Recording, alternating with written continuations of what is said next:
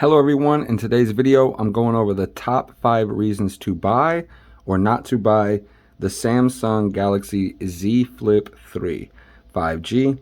And this one is actually a pretty cool phone, looks really sleek. This one is actually in the lavender color, so this one's like really sleek, especially paired up with a black case. I feel like this would definitely be an attention grabber. That is also one of the main points I wanted to make in today's video, is this phone's flex factor. This phone definitely looks cool and people are going to be asking what it is, where do you get it, who's it by, this and that. When they see it, it's going to be really cool. Plus you're going to be one of the few people who has it at this current time because it is so new. And even after a while, I believe that this one will not be in the hands of many people as well. Super cool. And like I was saying, number one reason to buy would be the flex factor, because everybody's going to be wondering where you got it, how you got it, and where they can get one as well. Super cool, and it brings back a nostalgic vibe. If you had a flip phone back in the day and now you have this brand new style of a flip phone, really cool, really brings back the nostalgia. Plus, the second reason I would like to go over to buy this phone is this outer display. Now this back display is actually customizable and you can play music from it. You can add alarms, timers, and you can add other widgets as well. And you can just tap and hold other widgets to hold them. Super cool, super easy to use, and very fluent as well. A really cool feature, I would say, and a huge improvement over the Flip number 2. So this generation is much better than the last because it was only about this size of a display all the way across, and didn't look all that cool as well, and didn't have that much functionality as this one does. The number 3 reason that I would say to buy this thing is because it's compact, somewhat. Like this, it is the size of a standard phone. Normally this is going to be the same thing. It's a 6.7-inch screen and definitely looks good, slim design, and when flipped like so, it is double the width, but it is still very sleek in design. You do want to make sure that you have no coins or cards or anything, keys stuck in there when you do close the phone, because you will be breaking your screen. So you want to be wary of that as well. It's IPX8 certified, so we do have the waterproof certification on this one as well. Super cool, and that makes it a lot better for me because I always have some spillage. I'm always spilling my sweet tea or my coffee in the morning. Now it is available in 6 different colors. We have the cream color, we have phantom black, gray, lavender, green, and pink. And this one just so happens to be the lavender. Really cool. And now I also want to speak a little bit on 5 reasons why I would not buy the Samsung Galaxy Z Flip 3.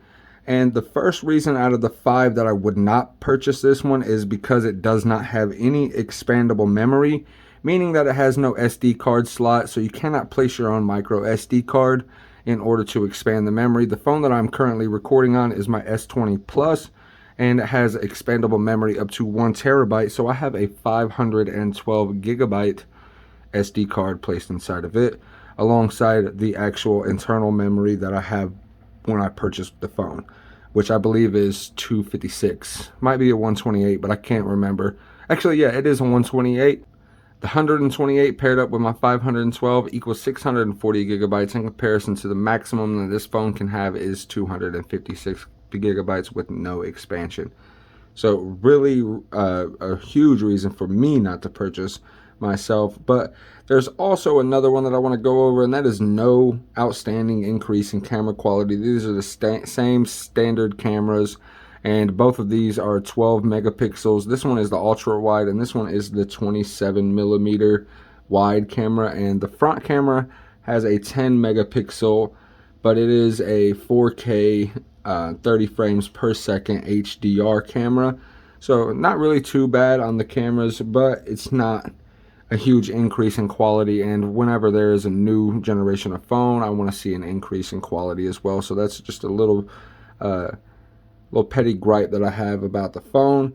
And another reason that I don't like this phone and I would not purchase this myself is that it is overpriced. I believe that this one should be around the $700 to $800 range rather than the $999 to $1,050 range. I believe this one is just a little bit overpriced for what it is, and the technology, the processing unit and everything inside of it makes it just a little bit too overpriced for what it is, and I could get a little bit better of a purchase out of buying an S21 Ultra or an S21 Plus if I did want to upgrade right now. Instead, I will probably be checking out the S22 series when they do come out. I have not been staying in the loop when it comes to phones or any other high-end devices like this. But if you guys hear anything about the S22s, leave that down in the comment section below and I will take a look at it. I would absolutely love to check out the S22s when they come out because that's what I'm excited for. I have the S20 and I actually skipped the S21s, but I'll probably be getting the S22s when they come out. So I'm hoping, fingers crossed, that they come out this holiday season because I will probably be getting one of those to review on this channel. So subscribe now for a review later and we'll be checking that out as well. Another thing that I do not like about the Flip 3 would be the low battery capacity. I am an entirely mobile creator, so I film and then I edit. I do everything off of my phone. So that is definitely needed for me. I have to have a high battery capacity so I can get all of my work done in the time frame that I need without having to charge and charge and charge, or have it connected to the charger to where I couldn't be more mobile as well. So definitely not cool for me. Let me know your thoughts about the low battery capacity down in the comment section below as well.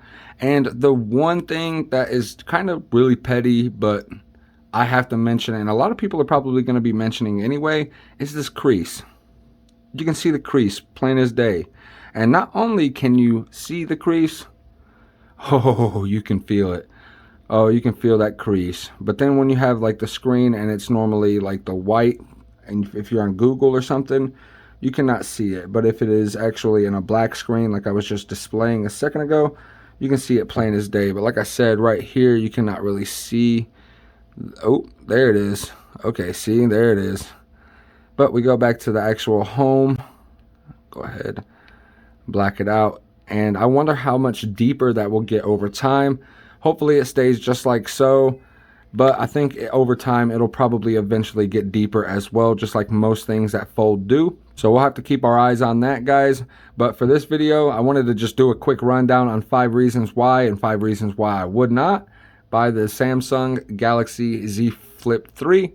Thank you all for watching. Don't forget to like, comment, and subscribe to Real Life Unboxing for more products with real life applications. Smash that notification bell to stay up to date on our newest uploads. And as always, keep it real.